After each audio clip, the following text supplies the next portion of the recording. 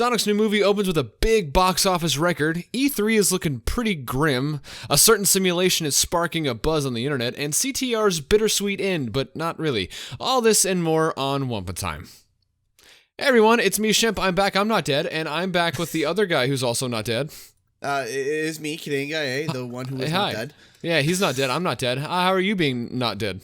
I'm alive, even though 3 big pieces of news talks about death, but we're alive. Oh, yeah, they're sad. It's sad, but let's talk about something that's just kind of sad. Not really. Anyways. There's just more sadness. It's just a sad day, honestly.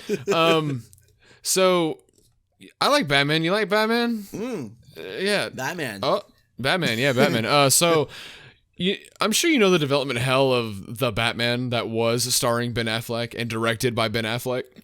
Was it really called The Batman? It's called The Batman. Now, the big news is that, not big news, but the thing is, it's not starring or being directed by him anymore. It's being directed by someone else, and it's going to be starring Robert Pattinson, big vampire boy. So, randomly, the director on Twitter just posted a camera test of Robert Pattinson's Batman, and it's like 10 seconds long, and it's really, really red, and we get to see some of the suit for the first time. And it starts off on the chest, and it's like, okay, cool, it looks like Arkham Knight, it's all modular, why not, it's pretty cool. And then it pans up, and you're like, oh, go back down. Oh, no. It's like he took a leather jacket, and then cut it, and then sewed the edges, and then put it on his head. Looks like literally like a piece of crappy equipment you get in Skyrim. Like the, it's like what you start off with in Oblivion. The starting leather armor, but black. It's like, oh no. Yeah, it's like if you modded to get like a robot suit, but then you put like a bag on your head. Like, yeah, no one's gonna notice me now. You know what? It's really interesting that they're doing these. First off, casting Robert Pattinson. All right. Sure, I suppose. Yeah, cool. I mean, I'm excited to see it, but like, I hope the suit changes a little bit. I mean, it's like the first time we're seeing like a youthful or a young, because I mean, Robert Pattinson is always seen as young, so kind of like this young Batman, right? So maybe this is him actually like coming of age, I guess. I don't know. Well, my thing is this still going to be in the DCEU? Like, is this like post Justice League and stuff like that, or are they just know? They might be like rebooting again just because. Well, I mean, they had the Joker, right? They had Joker, which was a fantastic film. But that one was a one-off, so they said that's not going to be any sequel. Yeah, it's a completely own standalone film. They said that like the Joker is the start of their series of movies based on DC Comics that are going to be one-offs. Okay, because I have heard rumors that they're thinking about making a sequel. I know, I've heard that too, and I would love that, but going off of what's already been said, it's unlikely, but anything could happen. Literally anything can happen. When it comes to this, Joker was a really good idea, and if they're going to be doing more of these one-off, really dark and gritty movies, I think that would be a really interesting take. And speaking of interesting take, and this is a terrible segue because it makes no sense. I love it. Make more segues. Awesome. I know. PAX East is going to be happening at the end of the month, which is I'm going to. And if any of you listeners are going to, be sure to stop by and say hi. And if you're listening after PAX East, well, then try visit me the next year. So stop by and stream, say hi. Yeah, 2 big games, and one that hasn't even seen a demo yet. It has been confirmed to come into PAX East. So the first one that we have seen demos for and have seen gameplay and a whole bunch of stuff was Final Fantasy VII. Now, Final Fantasy VII recently had dropped a whole bunch of new footage, images, trailers, etc., etc. Excuse me. And they've been really killing it. They've been doing really good, and it looks great. So they've confirmed that the remake, again, there will be a demo at PAX East. We don't know if it's going to be a completely different demo from what we've seen, but we can only assume that because literally every time we see a PAX East demo, whatever game it was, it's a brand new demo, 9 times out of 10.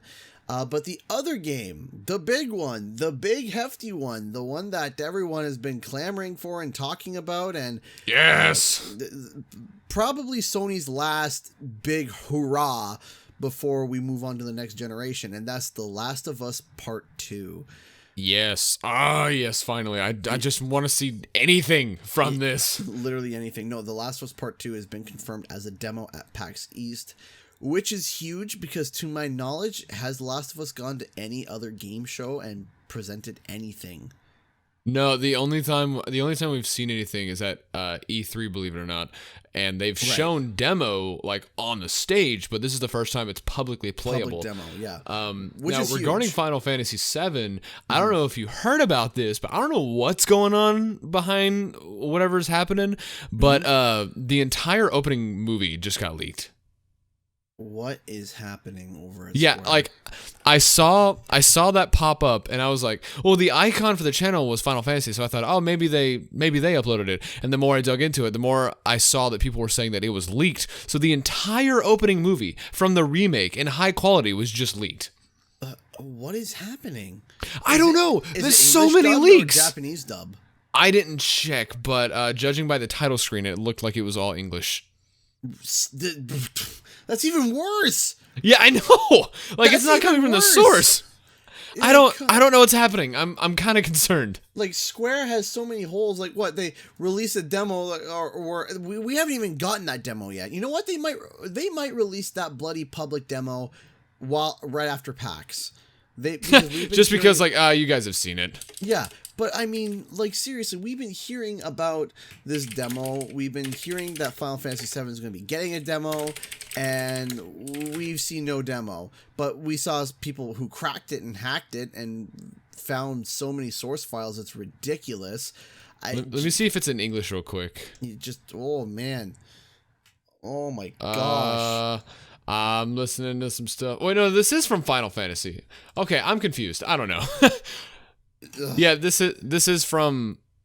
Well, it's not verified, so I don't know. Anyways, a lot of Final Fantasy leaks. That's all I'm saying. Last of Us Part 2. I'm excited. Yeah, Last of Us Part 2 is going to be amazing. There's rumors of, like, just assumptions, which it does make sense because THQ Nordic is going to be there. That some people are thinking that Battle for Bikini Bottom is going to be there. Oh yes, there's been a lot of behind the scenes. Like one of the world record Battle for Bikini Bottom people. It keeps getting invited back to play the game and get feedback, which is really cool. So we're going to be getting like an updated demo. And speaking of updates, another segue. So me and you have both seen the Witcher series on Netflix. Yes, I assume we both really, really liked it. We both really enjoyed it. Yeah. So that's had a bigger impact on everything more than we think. Because the Witcher 3 specifically, the Witcher 3 sales have gone up 554% year over year in the United States. 554% before December 2019. You would expect some numbers like 75%, 60%. No. It's like, that's good. 500. And it doesn't stop there. The books have also skyrocketed to 562% just because of the show. They're like, we don't have enough to sell. Kill more trees. Print them faster. Wow. No, that is actually incredible, though.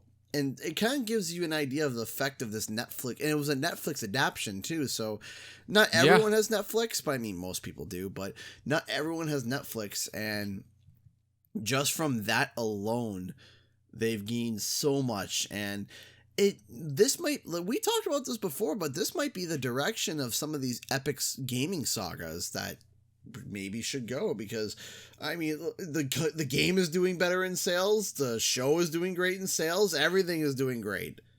Especially so in June 2019, CD Projekt Red confirmed that The Witcher 3 has sold over 20 million units worldwide. That was before this report came out in June. And let's see, because the Netflix series premiered in October, was it? Right. Was it October? Something like that. Close to the Christmas season. I will say close to the Christmas season. And I would like to specify the 554% of Witcher 3 sales are all physical sales. Physical? Yeah, no digital sales. It's all physical. What about them Steam sales? Have we not gotten a number for that? Nope. All we've gotten is physical. Oh my goodness. Yeah, that's insane. That, you know what that means? More copies in the world. Maybe a year or two now, Witcher 3 Complete Edition might be like $10 or so. Yeah. So that happened. Go watch Witcher. Go watch The Witcher, or read it. Go read it. Speaking of money, we're going to be talking about another segue. Another fantastic, Wumpa Times patented segue. That was about as easily transitioned as running into a wall. Anyway,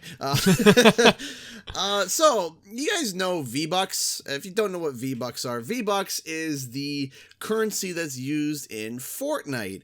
Now you might be wondering, why are we talking about the Fort of Knights on the podcast? Well, it's because the IRS was talking about it. The tax agencies, the ones that, to steal your money every year to, give it to the government, those people. Yeah. Well, allegedly, no, not allegedly, it's been confirmed. Back in October 2019, they had mentioned on their site that the IRS was interested in figuring out how to tax V-Bucks. It gets funnier every time you say it. And not just V-Bucks either. No, not just V-Bucks. Robux? Is it the Roblox currency? Robux, yes, Robux.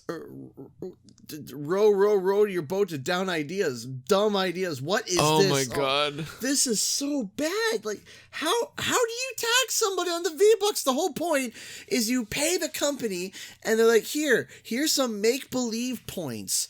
Yeah, exactly. It's not a currency. It's just a fake digital thing for the digital game. How do you tax that? I don't know. And how do you transfer that? Like, if you could transfer it, like if you could trade in V-Bucks and then convert it back to cash, okay, I get it, but you can't. It's like if you popped in like Mario 3 and every coin you collect, the IRS is like, all right, you're going to have to put some taxes on those coins. Like, how do you collect that? How does the IRS come and collect that?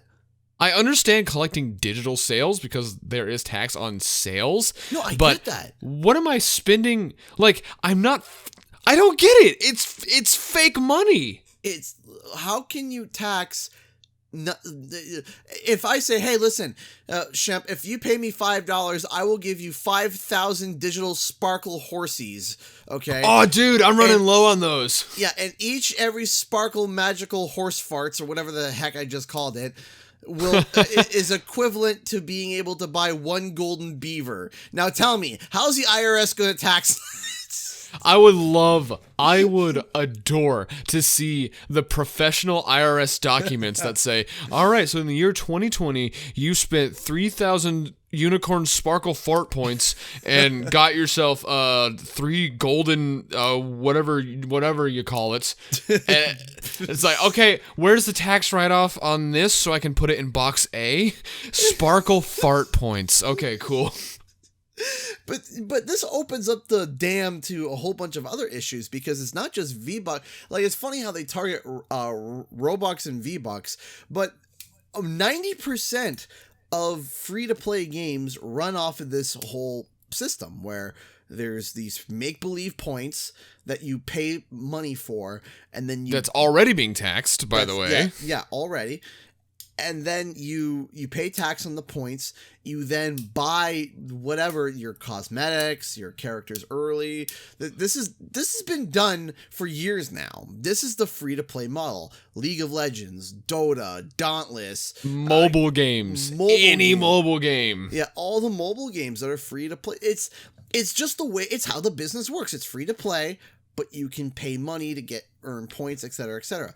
So if you're going to turn around and say, hey, V-Bucks has to be charged, right, by the IRS, or Robux, okay, what about Apex Legends? What about them? What about Paladins? What about, again, anything on the phone? Any mobile thing? And then how are you going to determine the value of what to tax? It makes no sense. IRS. I don't know. I don't know, man. It hurts. It hurts. Everything. I don't like it. No one does. Already we're dealing with stupidity. Like, yeah, it's microtransactions. I get it, but how can you just move on before I die? The more I think about it, the more I get a headache. Let's move on to something. Let's move on to actual currency. How about that? Yeah, so the only positive story today. Honestly, yeah. Like, you're not wrong. So, today, as of recording, or tonight, or whatever, the Sonic the Hedgehog movie came out, and it is already doing better than estimated. Because today, in the Thursday previews alone, the Sonic movie scored up $3 million just from one day of previews, and that jumped up the estimated 3 to 4 day weekend box office from 47 million, I think, to 55 million. So the movie's already doing better than Paramount thought. Yeah. It's amazing to actually see it. And not just that, not only has the sales been, the sales estimates have been increased. I think it was at 47, then it went to 50, and then it went to 55. Yeah, you're right. It changed it twice. Yeah, it changed twice. So like, that's really good. So yeah, here's an excerpt. The Sonic movie's 3-day projections, which only count for Friday through Sunday, have the movie making $47.5 million. If this happens, it could be the third highest opening weekend for any video game movie, only short of 2001's Tomb Raider movie, which was 47.7, and last year's Detective Pikachu, which was 54.7 million. Well, the thing is, too, is that with Detective Pikachu, it's backed behind a mega franchise, which is Pokemon, right? Pokemon, yeah.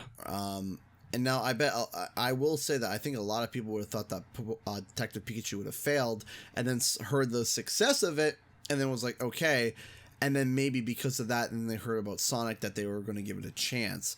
But the fact that it's good, that allegedly, according to what their predictions are, it's going to make more money by a little bit past Detective Pikachu, which was determined to be the greatest video game movie of all time. In terms of sales, in terms of reception, in terms of overall.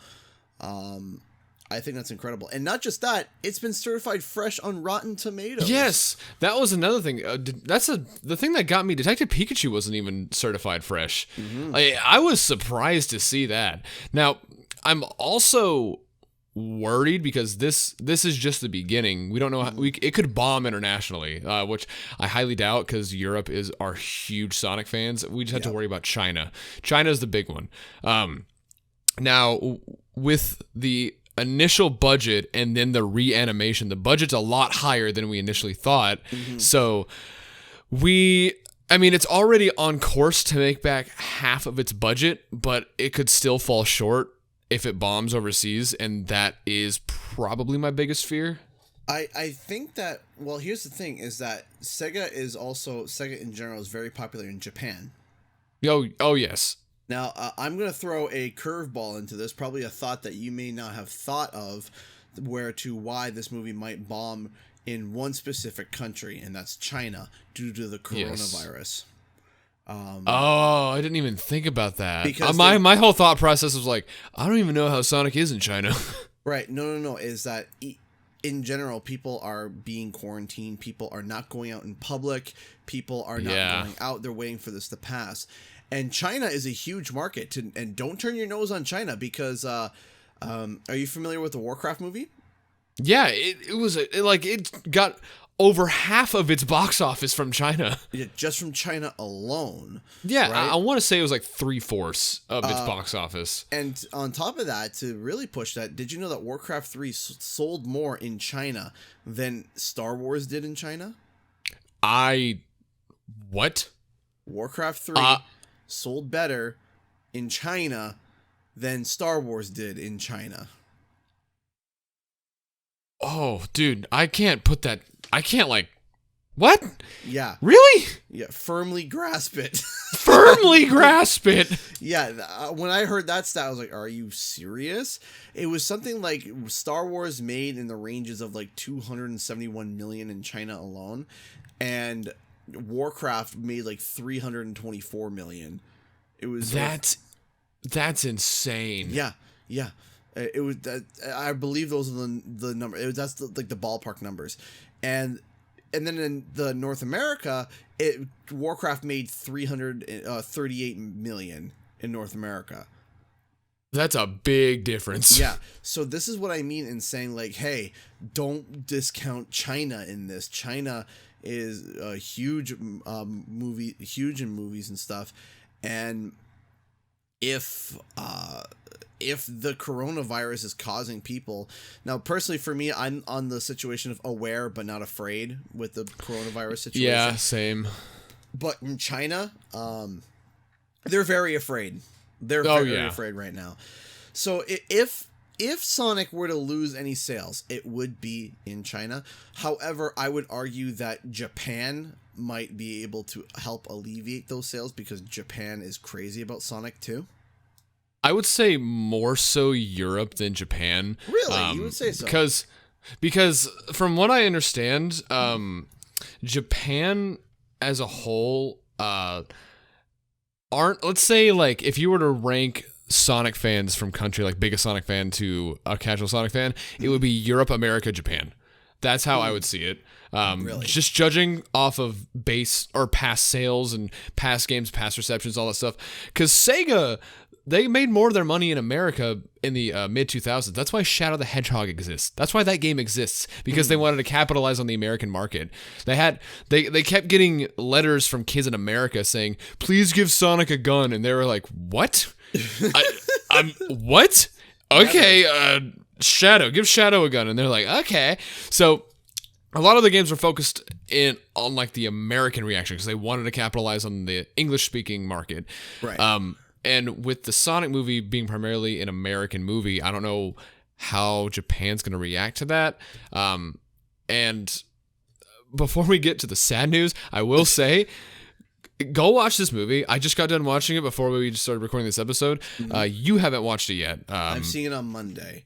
So that would be February 17th, I believe I would be seeing it on. Yes, and we're probably going to be talking more in depth about it once, like, on the podcast whenever he watches it. But no spoilers. I will say it's a good movie. There's a lot working against it there's a lot in the movie that makes it supposed to be a bad movie, but it ends up being a good movie. And I told you there were two specific things that I remember walking out of. Do you want me to tell you what they were? No. We can Are you sure? Next week. We can talk about it next week.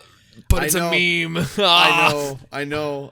It's pain. Okay. I won't say, but I will say if you're watching it, stay for the mid-credit scene. It's worth it. There is no after-credit scene. I saved you time. Okay, so mid-credit scene, and then we can peace out. Okay. And then you can leave, yeah. Okay, so now go get your blanket, cover yourself up. Go get a warm cup of coffee or a warm cup of whatever, because we got 3 incredibly depressing, saddening pieces of news, because we're just that bright little sunshine in the morning, aren't we? So, no. So first up, E3. Yeah. E3. Okay. I miss it. I miss it too. Do you remember back in the high school days when you would be in school while E3 is going on and you would sneak onto the computer to see, you know exactly what I'm talking about? You would I know exactly what you're talking about. You would sneak on the computer to see what trailers were dropped while you were, and then sometimes E3 would go into a Saturday and you'd wake up early and, pull up G4 Tech TV or at the time. Oh, stop throwing me back, dude. Stop throwing me back. How's the nostalgia feel? Yeah. So first those it was days G4, are dead. and then it was Spike TV, and it's all dead. That's all gone and dead. That's a husk of what it once was. So E3 has not been doing so hot, especially starting specifically last year. It's been slowly declining over the years, but then when Sony last year announced that they weren't participating, that was a huge blow.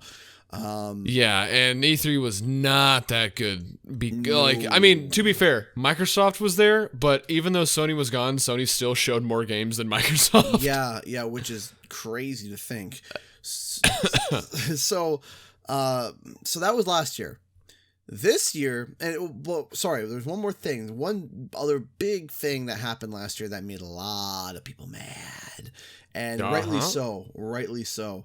Every single media person, whether you were a cameraman, whether you were a wire tugger, whether you were on camera, if you had a media press badge, your media could literally have been you eating pizza. Literally, okay.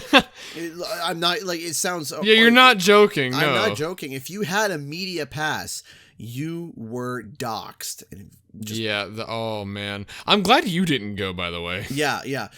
So basically, what happened was that people, if you had a media badge, there was your first name, your last name, your place of work, and your address. And you know how they kept this super duper secret information?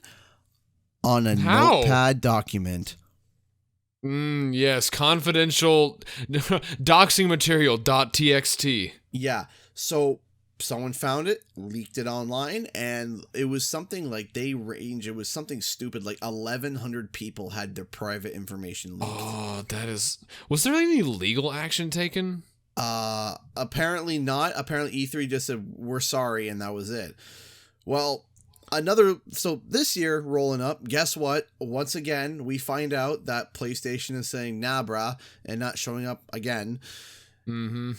And then E3 leaked something else. Now, granted, it wasn't bad. It wasn't bad. It wasn't terrible. It wasn't something that as bad as last year, but it definitely ticked a bunch of companies off that were on this list. So we'll get to the list here in a second. Yeah. I do want to cover that, but first, the big one. Yeah. So, but then the big announcement that came out following this leak is Jeff Keely, okay, a huge main source gaming icon, has decided for the first time in 25 years? 25 years of covering E3 or just being a part of E3. Yeah. Being a part of E3, and he has been hosting huge parts of E3 for many years as well. But he had been going to E3 for 25 years through media, through jobs, and everything. And for the first time, Jeff Keely is saying no to going to E3. Now, to give you an exact quote of what Jeff Keely said, this is a short snippet. He said, quote, "For the past 25 years, I've attended every electronics entertainment expo. Covering, hosting, and sharing E3 has been the highlight of my year, not to mention a defining part of my career. I've debated what to say about E3 2020. While I want to support the developers who will showcase their work, I also need to be open and honest with you, the fans, about precisely what to expect from me." And then he goes on to say, wait, no, a statement. Oh, okay, never mind. That wasn't something else. Basically, he just said that he learned some stuff behind closed doors about the convention, and he doesn't feel comfortable hosting it, and he just wanted to back away. Yeah. So there's public information and there's secret information that we don't even know yet that he doesn't feel good about. So that's the part that's concerning me.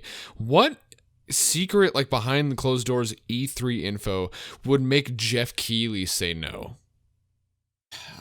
There has to be something along the lines of, because you have to think too, Jeff Keely ran the Game Awards, and at one point Jeff Keely became a meme because of his forced advertising within his game shows, right? Like the Doritos and Mountain Dew joke. Oh yes, yeah, I remember the Dorito Pope. Yeah, yeah, the Dorito Pope. Yeah, I remember that. And there was, so this is a guy that has a history of being known to take sponsorships a little heavy-handed, should we say? Yeah. If you look at the Game Awards, there were the Indie Award was sponsored by Subway. Yeah. I was like, what? There were so many ads on the Game Awards. And I understand, I get it. I'm not trying to hit them for accepting sponsorships. I agree that sponsorships are good, to be able to help fund shows and stuff. But there comes to a point where it feels like the show feels like, those NASCAR race cars that are driving down the pit, and you can see it's just covered in advertising. There's just stickers all over it, and that's what it felt like at times. So, and that's been seen as kind of sleazy. So what exactly is... Now, I'm not knocking Jeff on this. I'm not, because I'm sure there's stuff behind the scenes that we don't know in terms of costs. But what is it that happened behind closed doors that Jeff said, no, I'm not going to accept this paycheck. I'm not going to accept this thing. I am not going to do it. I don't know. It's so weird. It's going to be so weird with seeing E3 without Jeff. Yeah. I don't even know if it's going to be worth it, honestly, because so many companies are leaving. Yeah. But to go over the list, here's what to expect. So far, this isn't all of the people that are attending, but this is what was leaked. So, the companies attending E3 2020 so far in alphabetical order, we have Activision, of course, Amazon Game Studios, I'm not surprised, Bandai Namco, Bethesda, Capcom, Epic Games, Calypso Media Group, not familiar with them, RDS Industries, not familiar with them, Sega, Square Enix, Take-Two, Tencent, which I want to go back to. I want to go back to that one. THQ Nordic, Ubisoft, Unnamed VR, whoever, Warner Brothers, and Xseed Games. Now, Microsoft isn't on the list, but Microsoft did, who was it? It was Phil Spencer. He did state back in January that they are going to be at E3 this year, so maybe they weren't added to the list yet, but whatever. Back to Tencent. Now, if you're not familiar with Tencent, they are the gaming representative company in China. Like, if you want your game in China, you go through Tencent. Otherwise, it's just kind of like career suicide at that point. But Tencent has a share of like maybe 5%, 10% in almost every single video game company. Sony, Microsoft, Take-Two, I think Square Enix, Bethesda, Blizzard / Activision, every single one. And seeing Tencent on there, I'm wondering if they're I'm wondering if they're the reason Jeff said no. I was about to interrupt you and say that. I'm wondering if they're mainly funding the event now. Well, here's the big thing is that we saw last year the full debacle and meltdown of what happened at E3. Interest dropped. There's so much things that just were bad about last year's E3, right? Very little games shown off. You could feel that Xbox was literally scraping the bottom of the barrel, trying to pull out games out of everywhere. Ubisoft said, "Oh yeah, Assassin's Creed. Here's an orchestra."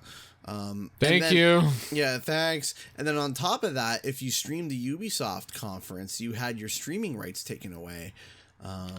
Oh yeah, that's right. Didn't you get hit with that? That hit me. That hit me hard, and I couldn't stream on YouTube for like 48 hours for the whole thing. God. And that was bad. I had to pop over the Twitch. There was like a fraction of the people. Usually when I stream E3 stuff, you can get anywhere between 200 to 400 people. Over on Twitch, I had like 30, 40. And I was just like, this is not good. And that was all because of Ubisoft. And all we were told was just like, oh, we're trying to fix it. And I was like, what? What are you talking about? No, that's ridiculous. But there's been interesting things that have been kind of floating around. Like, for example, it's a little off topic. The DICE Awards had just happened, and Racing Game of the Year went to Mario Kart. Mario Kart Tour, to be exact. Not 8, Tour. Wow. Yeah, and I know we're going for... there's a point here. There is a point here, and hopefully you can see it too, is that you made a tweet about this, and you said people thought that the Oscars were rigged, and yeah, and I looked, and that there's no way. I don't understand on the design standpoint, on a graphical standpoint, on any form of a standpoint whatsoever, where Mario Kart Tour even beats not just CTR but Team Sonic Racing. Right. So the thing with Mario Kart Tour is that Mario Kart Tour is the most money hungry Nintendo game I've ever seen. Yeah. Baby Luigi package. I'm doing a video. Baby Luigi package, $55. What? Yeah. I'm sorry. Yeah. You get Baby Luigi and his cart, and I have the app on my phone. $54.99. Sorry, $55 on my phone. For what? A Baby Luigi pack. I am serious. You can, with $55 here in Canada, you can go buy CTR. You then can go buy a pizza at Little Caesars and then grab a Timmy's Double and then still have money left over. Okay? $55? For one character and a cart. $55. It's gotten worse than I imagined, but people just don't, like, we understand, not to give into that, but casual people don't understand that that's so shady. That is. And here's the thing, too. If it was $55 and you unlocked everything in the game, I would be like, all right. Yeah, I get it. You know, you don't want to play it. You just want it. You want everything in it? Okay, fine. You want the style points, $55, and you have the entire game. You're paying. It's okay. You're playing, Mario Kart on your phone on the go. I can kind of see it, sort of. I wouldn't do it, but I'm not going to call anybody stupid for doing it. But $55 for one character. And the fact that one game, a racing game of the year, and this isn't even just a slap in the face to CTR. No. Like, this is a slap in the face to Team Sonic Racing. Because if Team Sonic Racing would have won, I would have been a little bit confused, but I would have been like, all right, I guess, all right, they won. Fair enough. But, but when it comes to Mario Kart Tour, what are you talking about? So... I don't know. I'm sorry. You're stuck on the $55. Yeah. What? I was too. After this podcast, I'll show you a screenshot too. I took a screenshot because I was recording, right? I was baffled. So you got that.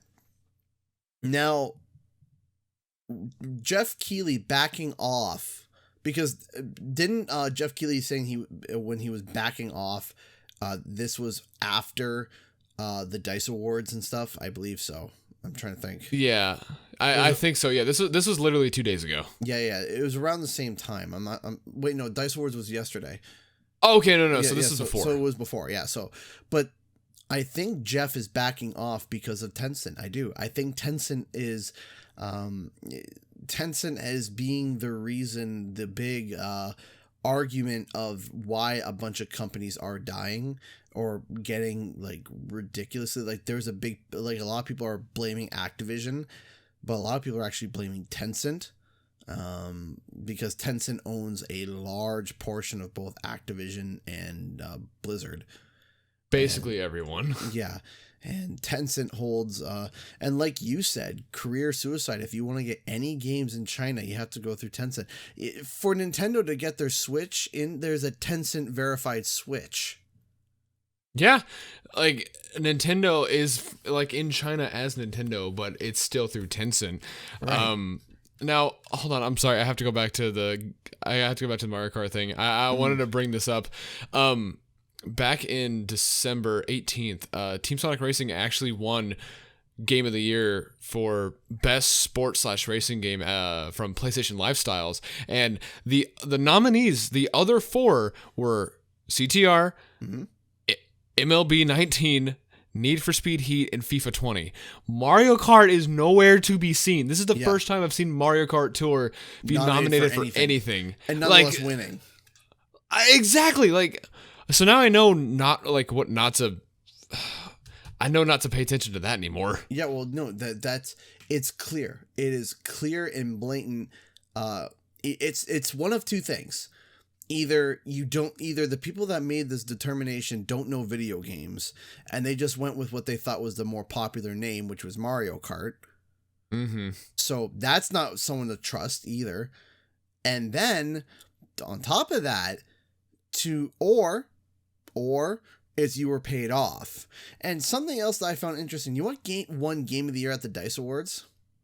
Now, the game that won Game of the Year, I love, but you're going to be confused. The game that won Game of the Year was the Untitled Goose Game. Okay, I understand that. I completely understand that. I'm still a little bit confused on that because, don't get me wrong, I love Untitled Goose Game. I love it too. I love it to death. It's so good. But do you think that the story of Untitled Goose came anywhere in parallel to some of these games that came out this year? Death Stranding, Control, you know what I mean? Like some of these stories. So the way these, it looks. I'm seeing now that Dice Awards are being like they're ran almost exactly like the Emmys and the Oscars, where people vote for their favorite thing, like movie or game, to win an award, but all the nominees are picked from like professional reviewers like IGN and whatnot that like throughout the game. Like Untitled Goose Game got one of the biggest reactions of that year, so obviously that's going to be a contender. Right. And they decide not based on what on votes, but what gets the biggest outcome. Untitled Goose Game is going to get the biggest reaction to winning game of the year. And also, I'm proud because that's an indie game, but I understand what you're talking about. Yeah, it's all like predetermined. Yeah, it doesn't just sound right. Like, trust me, I love Untitled Goose and I love what House did. They did a fantastic job. But for it to say it's game of the year, I would have a hard time to be able to comprehend that. But back to E3, it feels like as if E3 is starting to become corrupt.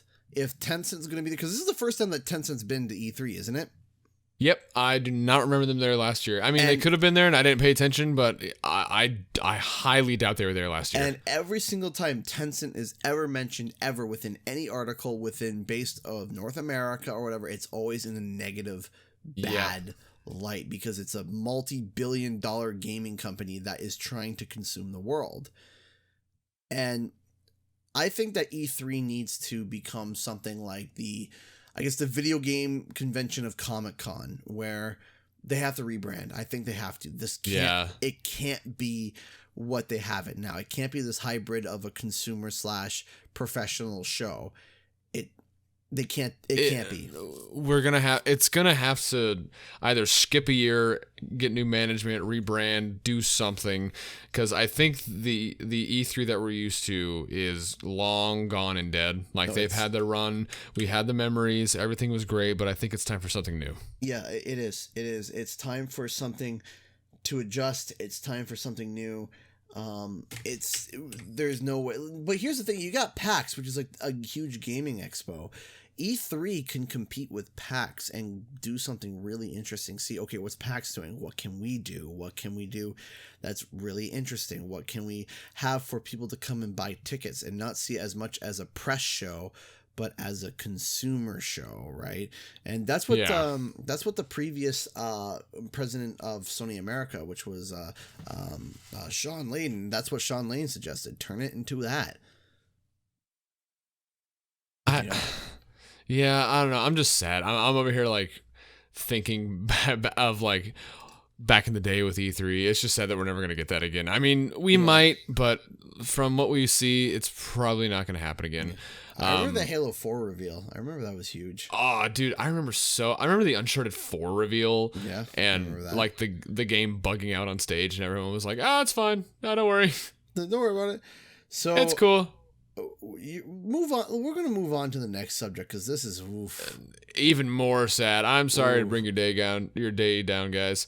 But this is sad and controversial, because there's a lot. It's controversial. It's a little heartwarming. It's all based on your view of this. So this has been making the rounds on Twitter and Reddit like for the past week or so, I think. But basically, what happened is that this company, I don't know who this is a South Korean TV documentary. Right. And basically what's happening is that this woman named what's her name? Jang Ji-sung, I think. Yeah, Jang Ji-sung. She's wearing this VR, the Oculus, and she has the gloves and everything. It's and got basically the touch pads too, the ones that allow you to feel. And basically what happens is that this company developed this virtual space for her to see her daughter who passed away, her young daughter who passed away. Like 7 Yeah, 7 years old. So they made a completely, they made a whole model from scratch based on her daughter, and she's voice acting and she's reacting to her. I think they're manipulating it real time so it reacts to her properly. Yeah. But she's seeing her dead daughter like in front of her, and she's talking, and in the video Jang is like breaking down and crying. I don't know. Like, it's hard to watch. It is. But it's got like it's got a good message, but it's just so hard to watch it all the way through. So the way that they end it too, and I remember watching it, and I was just like, all right, that's like, it was the way they ended it, and I was just like, well, talk about punch in the stomach, is that they walk to like this, they're in this virtual space, which is like this big Greenland space. It's like the sun is setting. It's a beautiful place. And, you know, it looks like I guess a place of heaven, right? Something very pretty, something very nice. And there's this bed, and her daughter hops into her bed, and she's, you know, patting the daughter's head, and she's got, like I said, those touch sensitive gloves, so that when her hand actually makes contact with the model, if her fingers are only touching, she'll feel something in her fingers. My God. If she touches the back of her, like, you know how you touch someone's face with the back of your hand and stroke it, she can feel the actual impact of her touching her daughter's face on the back of her hand. So she's sitting there, and I don't know the translation, obviously. She's talking to her daughter. Her daughter goes to sleep. There's a flash of light, and she turns into a butterfly, lands in her hand, and then flies away. And then that's when the video ends. Yeah, because I'm watching it right now with closed captions, and she's saying, like, the daughter's saying, like, don't cry, mommy, it's okay, and she gives her a flower, and the daughter's saying, oh my God, she's saying I'll miss you, and why am I watching this? Yeah. Okay. Oh no. This is bad. So okay, there is a lot of takes on this. There's a lot of positive. There's a lot of negative. There's a lot of mixed. There's a lot of. This is first up, before, as a preface, and I think we can both agree on this, because I don't know where you stand on this, is that sometimes it's like the perfect line from Jurassic Park, is that sometimes scientists wonder if they can do it, but whether they should think whether they should do it or not. Yeah. This is one of those situations. So there's two outcomes I see to this. One, it's extremely good closure for her. Like, she finally got to spend however many hours she did with her. She got to say what she needed to say. Hey, everything is good and she's okay. Or the second outcome is that she craves more. She wants to see her. She doesn't want her to be away, and she just either something bad happens to her in order for her to see her, God forbid, or she just demands that she keeps going through it and over, and she can't get on with her life or something like that. Yeah. I pray that it's the first one. I pray that it's perfect closure for her or something like that. I think it all depends on each individual person. I think that, so for me, what I think is that, for example, my brother had passed away, right? So my brother had passed away. I have grieved. I have understood, and I have moved on. But I always remember him, of course, right? And I always love him. And it's not that the pain is not there. The pain is there, but would I want to see my brother again in a VR space? My answer would be no. Yeah, I would have to say the same thing. Like, if I were...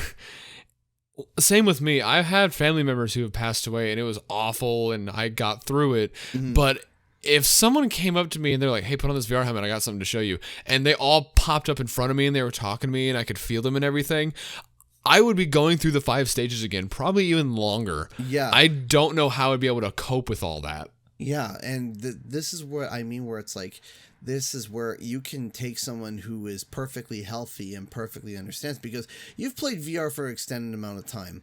And when you first plop on VR, it's cool and neat, but when you once you hit like the 10-minute spot, your eyes and your brain adjust and it starts to feel real. Things start to, like, for example, it's immersive. It's very immersive. It's the ultimate immersive experience. Like, I remember I was playing a game and my wife touched me on the shoulder, and it was the scariest thing I've ever had, because I couldn't see her, but I could feel her. And the VR, it sent me, like, I was freaked out. I had to rip the headset off because it was just, I was immersed, right? The ultimate immersion. And so this now that's with a PlayStation headset. Now this girl is running with a Vive. This which is the best headset you can get for the highest quality. And on top of that, she has Life to Feel gloves where she can feel her daughter. I only see one situation where this is positive. I only see one. Only one. My point of view is that I can only see where this is positive in one situation. Let's say your father, you hadn't seen your dad in 6 months. You were arguing with him or whatnot, and he died in a plane crash or something, and he passed away. Yeah, you had a bad last reaction. Yeah. Or not a last reaction, a last interaction. Yeah, the last interaction that you had with them was bad, and you can't get over that, because there are people that are like that. There are people that are haunted by that for their entire life, where like their spouse, they argue with their spouse, and the spouse gets in the car, drives off to go blow off some steam, and they get into a car accident and die, right? And it's like, then the other spouse is in deep depression, they can't get over it, the last thing that they said to them was bad, negative, etc., etc. And the only way that I can see this working is for help them to get over the fact, not to get over them, but for them to heal on the fact that their last words towards them was negative, and that this VR experience could adjust that. Yeah, that is the I completely agree with that. I agree with that too. That is the only time where I'm like, okay, I can see how this could be therapeutic, where it can help the person get over the fact that they said something, because they might have gotten over the fact that they died, but they can't get over the fact of what they said to them before they died. Yeah, and to imagine getting a second chance to tell them I'm sorry, and then say it's okay, and hearing that, I don't want to talk about this. I'm getting choked up. Yeah, I'm a big man. But yeah, that is something that is very, very complicated, and you guys let us know what you think, because honestly, yeah, in with this situation, any opinion is kind of like valid. Oh yeah. If you think it's like really positive, you think it's really negative, both are really. It's not one of those things where there's a clear opinion that is correct. It's like if someone were to come up and say, no, this is a terrible idea, or no, this is a really good idea, both have their merits. Oof. Yeah, just don't be mean about it. Yeah. If you want us to know, I think the easiest way from now on, if you want to converse with us and for us to see what you're talking about, go on Twitter and tweet with the hashtag Wumpa Time. Yep. And we'll be scrolling through all that to see what you guys, and if we come back to the topic, we'll talk about what you guys said. Yeah. So, and now for the last piece of news that is still sad. No more. No more. Activision has announced that the next Grand Prix, which will release in February, or the end of February leading into March, will be the final Grand Prix for Crash Team Racing. Yeah, I don't know, man. I was expecting it to go like all the way to March, or not March, like June. April or May or something. June, like even, yeah. Like a year's worth of free content. Yeah. But they did 8 months. By the time when this one ends, it would have been 8 months of free content with a new track every month. That is insane. That is a lot of free content that was just released, but they are ending it. Now, we knew it was going to happen eventually. Of course, it would have to. It just, now that it is happening, it's like, it's sad. Yeah, to give you guys like a picture of everything, I think up until now, I don't know if this counts the next Grand Prix, but CTR has had, I'm looking at the chart right now, CTR has had 40 kart bodies, like all kinds of different cars, 51 characters added, or 51 characters in total. I'm not sure if it's added or in total. 321 character skins for every different, or not every, but all together from every different character. 40 tracks all together, and over 760 million possible kart combinations. Yeah. That's a lot of content. That is a crazy amount of content, and for free. Yeah, all for free. I feel bad for anyone who's picking up the game now. Like the amount of updates you have to download. Oh Lord, you poor thing. So now it's not all bad news. So here's what's happening. They are changing it from a Grand Prix, and what's happening now is that, first off, they're not adding any more new tracks at the moment. No more new tracks are coming. So after the next one, whatever it is, whatever the name is going to be, whatever it's based on, it will be the last track to be developed. They said that in the future, they will be adding carts, characters, skins, and legendary skin recolors. And instead of unlocking Nitro points, they're switching it over to Wumpa coins. So if you do challenges, whether it be monthly, daily, or whatnot, you can now be able to use those challenges instead of gaining the Nitro bar, because there won't be a Nitro bar. You gain Wumpa coins to spend towards cosmetics in the shop. They also added a rotation spinner, where what they'll actually do is that you can rotate everything that's in the shop twice per day. Huh. So, for example, if you're like, oh, I don't like this set of characters, or oh, I don't like these skins, I don't want to purchase any of the skins I have, you can hit the respin, and you can respin the whole shop to see, so it re-randomizes everything. And then if you're like, no, I don't like that again, you can hit respin again. So two things immediately came to my mind. So if we're ditching the Nitro bar in the future, and it's purely going to be Wumpa coins, do you think that the gain rate of Wumpa coins is going to decrease or stay the same, or maybe the cost of items is going to rise in Wumpa coins? And like, because I know that there are microtransactions in the game, but you already get a lot of coins by playing online. Yeah. But there was a lot of backlash when there was, I forget what month it was, but someone pointed out that earn rates were significantly dropped when you play online. No, that was a myth. That was a myth. Okay. That was busted. Basically, what had happened. I know the person that had came forward and said that it was reduced. What had happened was that they shifted the time of Wumpa time. Oh, okay. So us. yeah. Basically, what happened was that they made it, instead of it starting on, it was like Wednesday night. It started.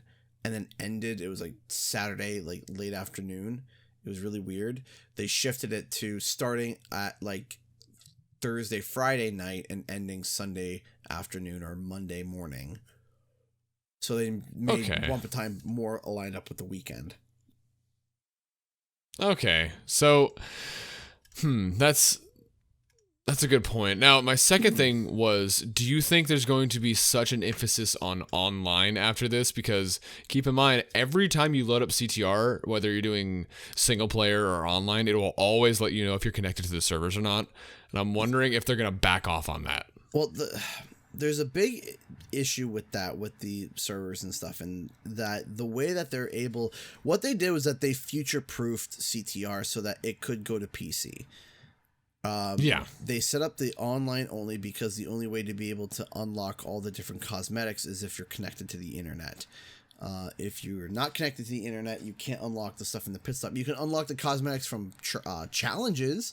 If you complete the CTR challenge on this one track, or if you race 10 times on this track, you unlock this character or this skin or whatnot. But in terms of the pit stop, they future-proofed it so that people couldn't hack it and be able to give themselves 14 billion Wumpa coins.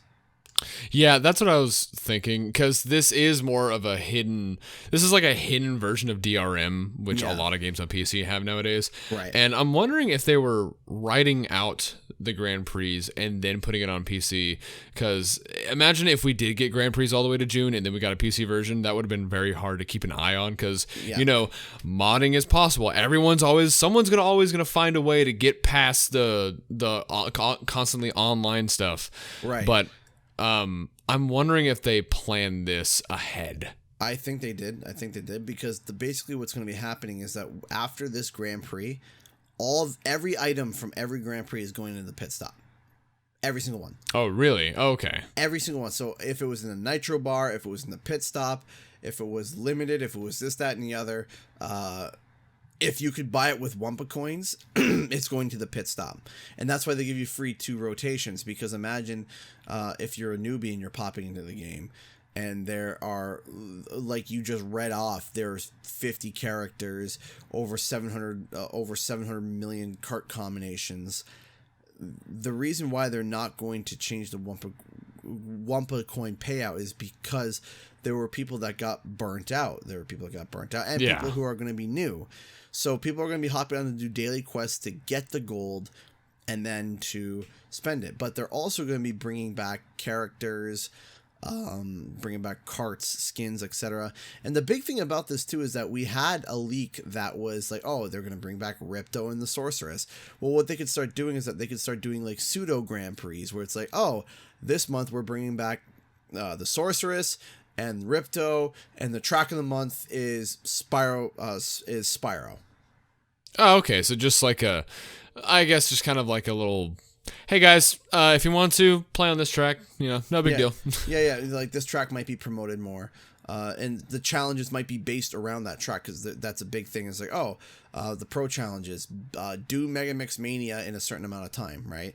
Because it's the Rustland Grand Prix, and it's all based around that. So they might release like, oh, here's the monthly challenge. Hey, look, Ripto and the Sorceress came out, and the challenge is beat Spyro Circuit at this time, or finish first without attacking anybody, etc., etc. And their challenges might be wrapped around one specific course, and then during that month, that course will pop up more often than others so that you can get those challenges done.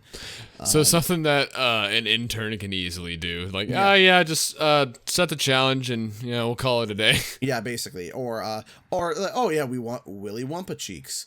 Okay, well, the closest thing to Willy Wumpa Cheeks was he was in CTR. Ebenezer Von Clutch and Pasadena Opossum were in the Koala Circus. Koala Circus. So we're gonna put Willy Wumpa Cheeks set basically to the Koala Circus. That will be the track of the month associated with Willy Wumpa Cheeks, and then that's the new character. They add a skin, they add a cart, and then they move on. Yeah. So, I mean, the main beef of.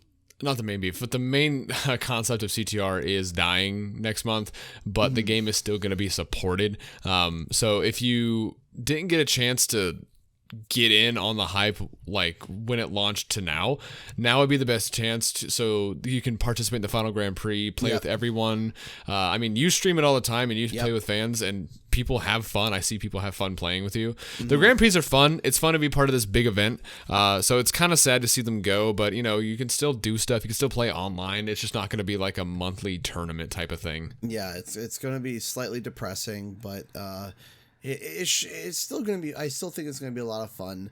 They're still going to be adding content, but the writing was on the wall. Everyone knew it was going to happen, just we didn't know. Yeah. Yeah, exactly. Maybe they're getting ready for the next CTR, and maybe they're getting ready to put in new characters from the next game. Well, that's what I was thinking. I was thinking that maybe that will be a big thing, is that they're going to start toning down the CTR stuff, and they're like, oh yeah, here's a new game. Oh yeah, here's an awesome new game, and here is Coco's outfit in this game. It's different from the original games. And then next month, hey, a new skin for Coco came out. It's the outfit for the new game, and I wonder. And use CTR as kind of like a promotional, kind of like using CTR as a promo game for the following game. So it's like, oh, look, there's this new character. And then they say something weird when they're racing that you can't quite understand. And it's a story bit that you find out later on. They would be using CTR to advertise the new game. And then once you play the new game, you understand all the references that they had set in the racing.